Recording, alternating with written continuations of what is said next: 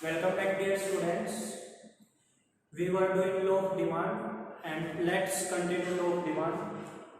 अब तक बेटा मैं आपको क्या करा चुका हूँ, कॉन्सेप्ट ऑफ डिमांड करा चुका हूँ, difference between demand and quantity demand करा चुका हूँ, डिमांड स्केड्यूल करा चुका हूँ, डिमांड कर्व करा चुका हूँ एंड डिमांड फंक्शंस जिनको डिटरमिनेंट्स या फैक्टर्स भी बोल सकते हैं, factors affecting the demand of a commodity, ये कॉन्सेप्ट कर चुके हैं।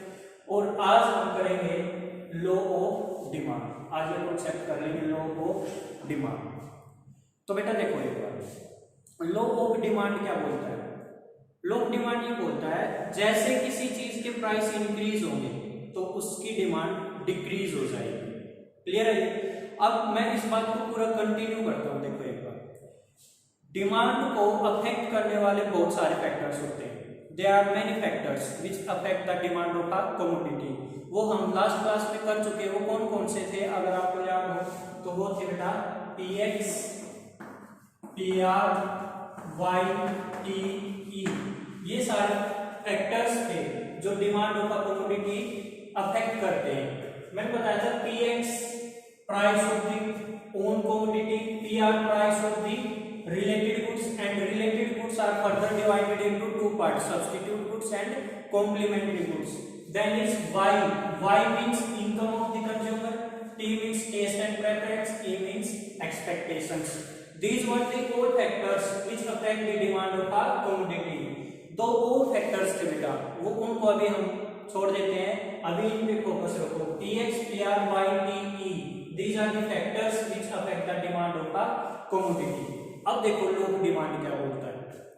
लॉ ऑफ डिमांड ये बोलता है, आप ये मान के चलना जब PX में चेंज आएगा means price of own commodity, क्या बोल रहा हूं, प्राइस ऑफ ओन कमोडिटी। अगर किसी चीज का खुद का प्राइस इंक्रीज या डिक्रीज होगा तो ये सारे factors means price of related goods, income, taste and preference and expectations, इनमें कोई चेंज नहीं आएगा मींस के कांस्टेंट रहेंगे।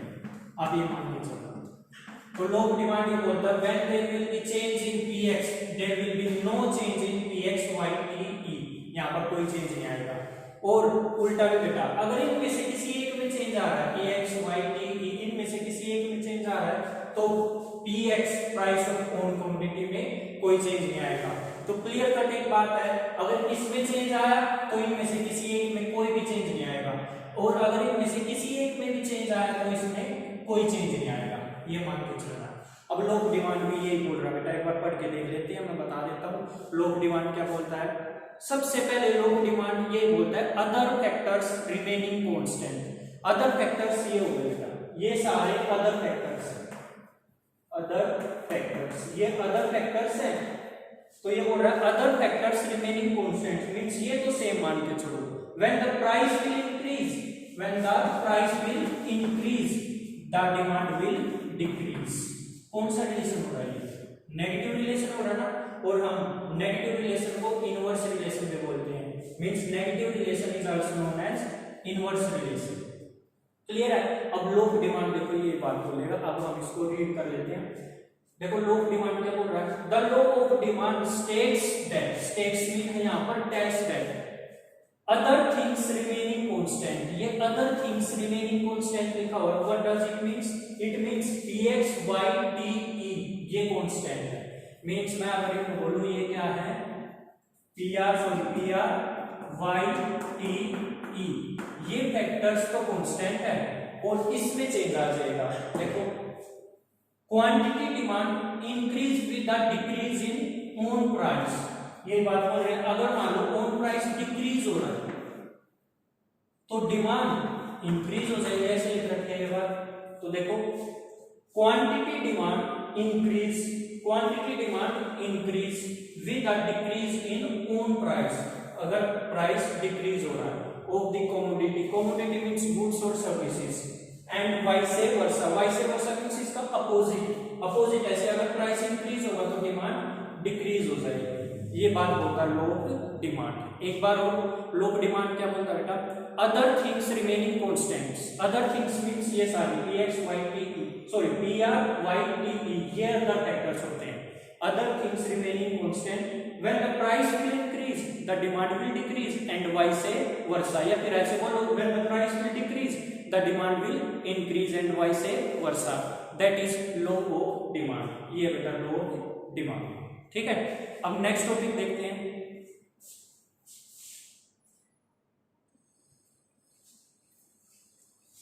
डियर स्टूडेंट्स, अब हम demand schedule and demand curve को भी देख लेते हैं। डिमांड टेबल बोलते हैं वैसे, बट इकोनॉमिक्स में डिमांड टेबल की बजाय आप डिमांड स्केड्यूल वर्ड यूज करो और इसको डायग्राम मत बोलना, इसको बोलेंगे डिमांड कर्व। डिमांड, अगर मैं ये लिख दूं यहाँ पर डिमांड कर्व, ये डिमांड कर्व होगा। अब ये कैसे बनेगा ये देख लेते हैं। जो मैंने अभी थ्योरेटिकल बताया वो प्रैक्टिकल में कैसे करते हैं वो देख लेते हैं। मैंने क्या बताया है, when the price will increase the demand will decrease, जब प्राइस बढ़ेगा तो डिमांड कम हो जाएगी। देखो एक बार किसी चीज को, या उल्टा भी बोल सकते हैं when the price will decrease the demand will increase। देखो एक बार इसको मैं x कमोडिटी x मान लेता हूं। ये प्राइस ऑफ ओन कमोडिटी है, किसी चीज का खुद का प्राइस है। मान लो कोई चीज पहले 4 रुपए की आती थी तो मैं 1 खरीदता था, फिर वो 3 रुपए की आ रही है तो मैंने डबल खरीदनी स्टार्ट कर दी। मीन्स जैसे ही प्राइस डाउन आया, देखो यहाँ पर क्या मैं डिमांड इंक्रीज कर रहा हूँ, देखो 1 से 2 पे आ गया। फिर और प्राइस डाउन आ गया, 3 से 2 पे आया तो मैं डिमांड भी 2 से 3 पे गया, डिमांड और इंक्रीज कर दी। फिर प्राइस और डाउन आया, 2 से 3 रुपए पे आ गया तो मैंने फिर से डिमांड इंक्रीज कर दी, 3 से 4 रुपए पे आ गया। मीन्स जैसे जैसे प्राइस डाउन आ रहा है, कम हो रहा है, वैसे वैसे डिमांड इंक्रीज हो रही है। क्लियर है? So I can say that when the price will decrease the demand will increase. तो अगर मैं इसका बोलूं कौन सा रिलेशन बना है, ये बना है कि प्राइस जा रहा है और डिमांड हो रही है इंक्रीज। अपोजिट डायरेक्शन में एरो, तो ये कौन सा रिलेशन होता है, inverse. Inverse means negative relation है। और ये मैंने बताया आपको अभी थ्योरेटिकल कि when the price will increase the demand will decrease and vice वर्सा। बस एक लाइन स्टार्टिंग में लिख लेना, अदर थिंग्स रिमेनिंग कांस्टेंट। अब मैं इसका डायग्राम बताता हूँ कैसे बनेगा। देखो एक बार, जब प्राइस 4 रुपीज है तो डिमांड हो रही है 1 की। मींस जब ये इधर लिखे हैं प्राइस, यहाँ पर क्वांटिटी डिमांड।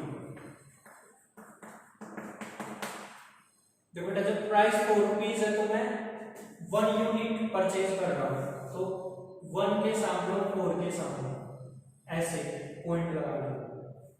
फिर देखो जब प्राइस 3 रुपीज हुआ तो यूनिट डिमांड बढ़ गई, 2 पे आ गई।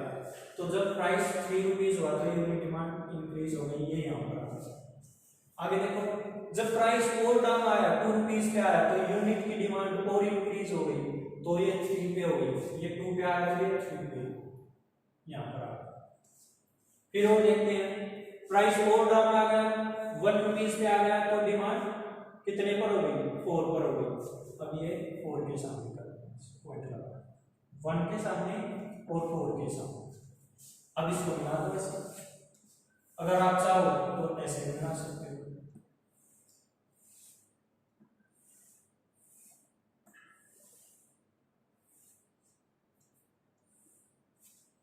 ये demand curve, demand curve. Clear है? अब नेक्स्ट टॉपिक देखेंगे।